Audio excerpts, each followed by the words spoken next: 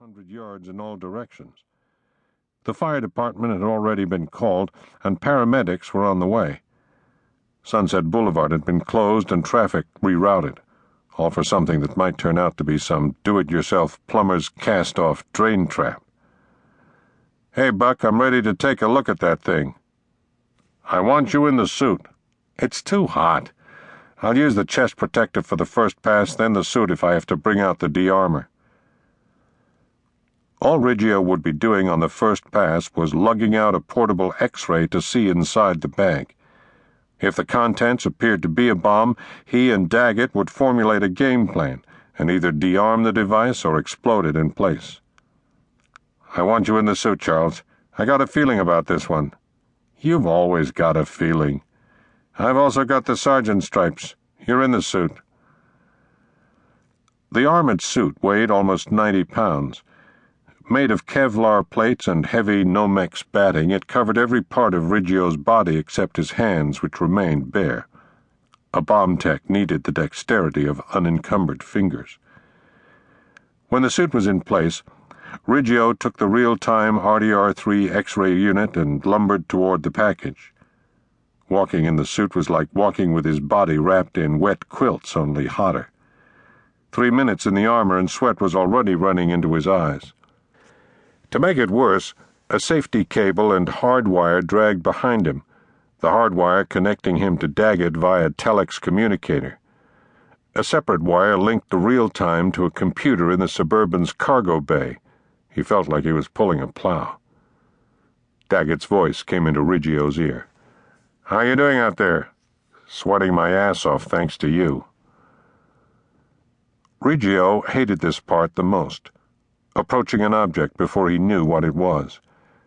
Every time was the same.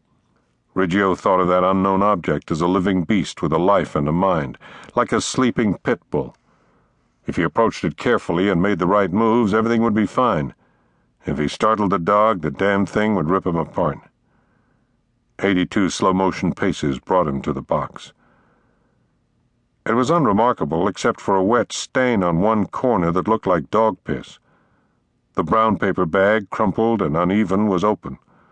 Riggio peered into the bag without touching it. Leaning over was hard, and when he did, sweat dripped onto the Lexan faceplate like rain. He saw the 2 pipes that Ruiz had described. The pipe caps appeared to be about 2.5 inches in diameter and taped together, but nothing else about them was visible. They were loosely wrapped with newspaper, leaving only the ends exposed. Daggett said, "How's it look?" "Like a couple of pipes. Stand by. I'll get us a picture."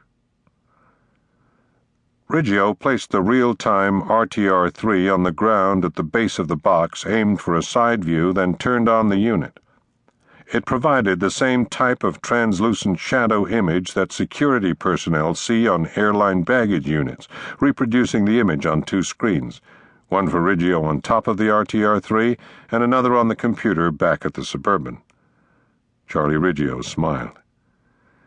"Son of a bitch. We got one, Buck. We got us a bomb." "I'm seeing it." The 2 pipes were impenetrable shadows with what appeared to be a spool of wire or fuse triangled between them. They didn't appear to be a timer or an initiator of a more sophisticated nature, leading Riggio to believe that the bomb was a garage project made by an enterprising local gangbanger, low-tech, dirty, and not particularly difficult to de-arm.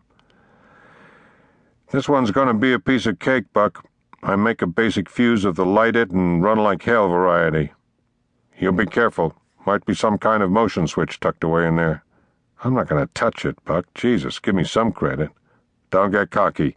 Take the snaps and let's figure out what's what." The procedure was to take a series of digital computer snaps of the device via the real-time at 45-degree angles. When they had the device mapped, Riggio would fall back to the Suburban where he and Daggett would decide how best to destroy or de-arm it. Riggio shuffled around the box, aiming the real-time over the different angles. He felt no fear as he did this because he knew what he was dealing with now and trusted he could beat it. Riggio had approached over 48 suspicious packages in his 6 years with a bomb squad. Only